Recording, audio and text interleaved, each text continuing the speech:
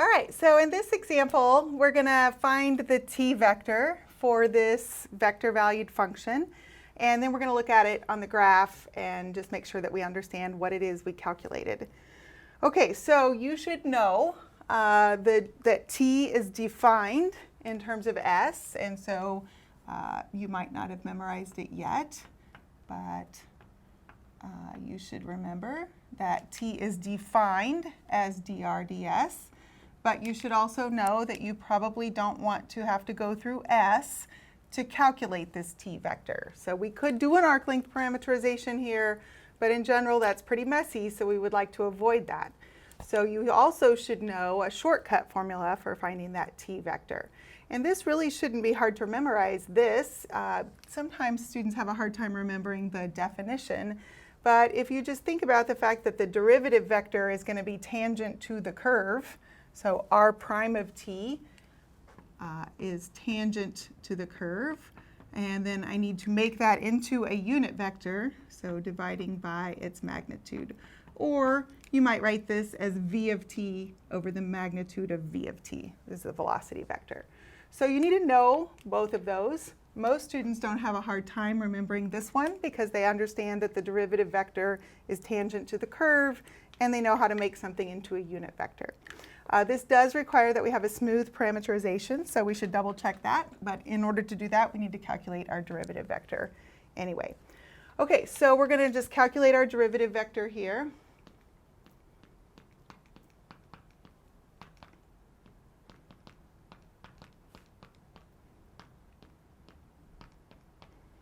This derivative vector is continuous. All of these component functions are continuous for all values of t.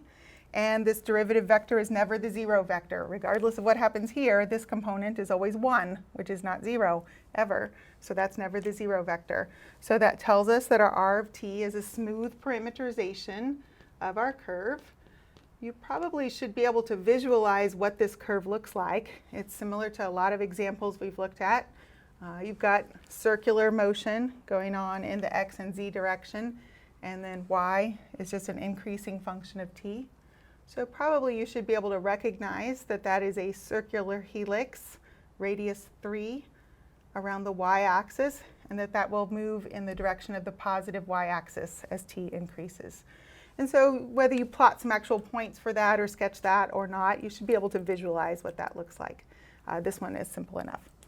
Okay, but in order to calculate our t vector, I don't necessarily need to graph it. We're going to need to just do this. So I've got my numerator here. I need to calculate the magnitude of that. I prefer to just kind of do my calculation separately and then write down my t vector based on that.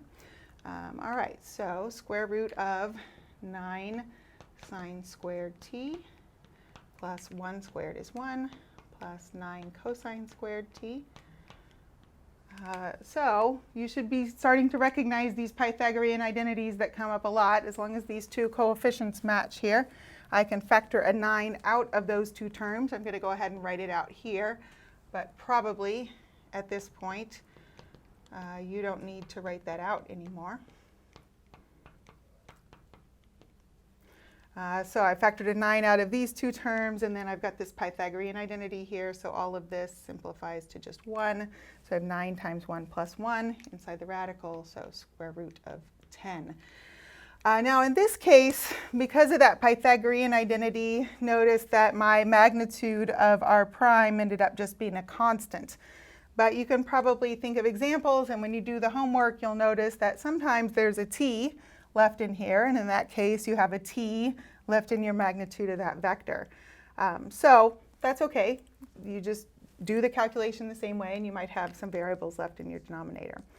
All right, and then I'm going to go ahead and write down my t vector. So I have my r prime divided by its magnitude, and I can write it like this, but generally if you're going to do anything with that vector, rather than writing it as this whole vector and the whole thing over square root of 10, we'll often distribute that denominator.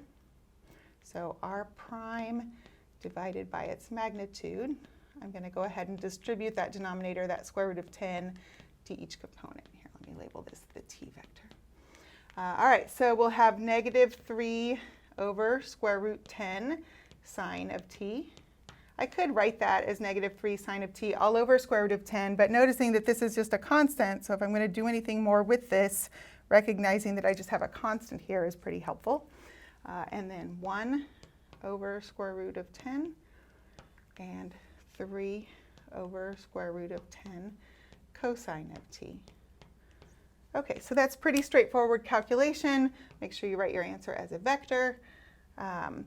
The other thing I might point out about doing these problems, and as you continue in this chapter and really in this course, is that especially when we get to calculating some of these other things, you're going to have several calculations that you're putting together to write down your answer. And so if you're not already in the habit of labeling your steps with what this step actually is, that this is r prime, I would try to start getting in that habit and what this is. So sometimes students will just write this and not label it. And then a common mistake is that students grab the wrong vector. Maybe they grab the r vector instead of the r prime vector to put here. So my advice is to just try to start being in the habit of labeling those steps clearly so that when you write down whatever the result is, that you're grabbing the right things to do that. Okay, so we're going to look at this on the computer. I'm going to go over here to the computer where I've graphed the space curve.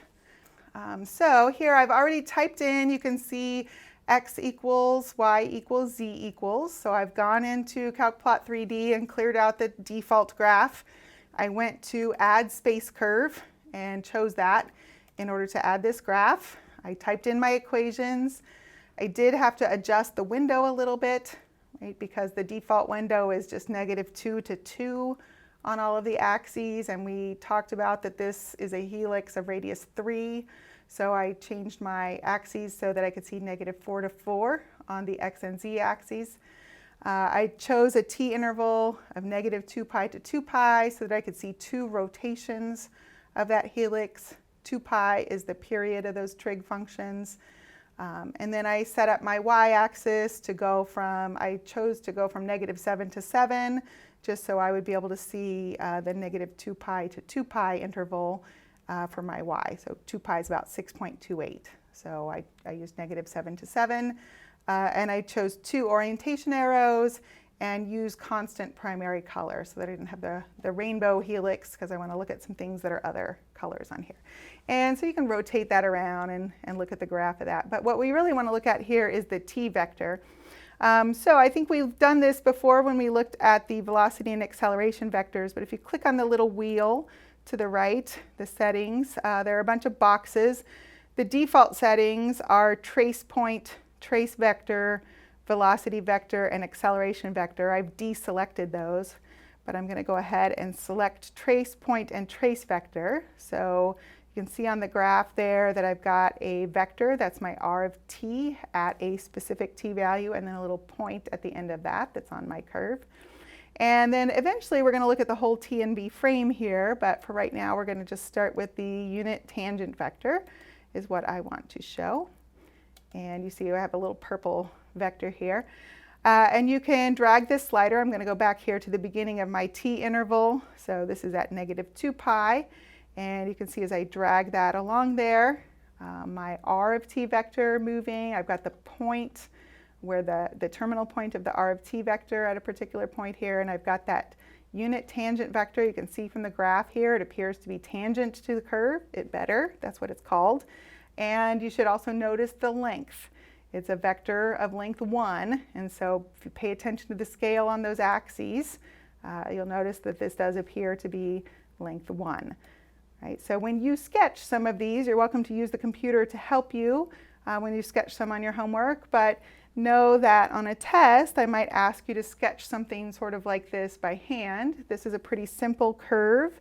And then maybe to sketch the r of t at some specific value, maybe t equals pi.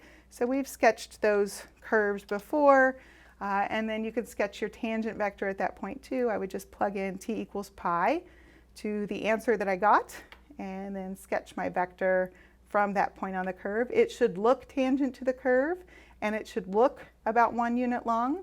So actually you could probably draw a rough sketch of what that t vector should look like without having even done the calculations. If you just look at the curve and draw a vector tangent to the curve, and 1 unit long. The other thing to notice about that too, remember that t vector is defined in terms of arc length. So it's independent of whether I'm moving fast or slow along this curve. But also the other important thing about that though is that it is in the, it has to do with how r is changing with respect to arc length. And so because of the orientation on the curve, you'll notice that that tangent vector, that r of s vector or unit tangent vector, is always in the direction of the orientation of the curve. So tangent to the curve, in the direction of the orientation, 1 unit long. All right, we'll look at n and b in the next couple videos and also add them on to the same graph.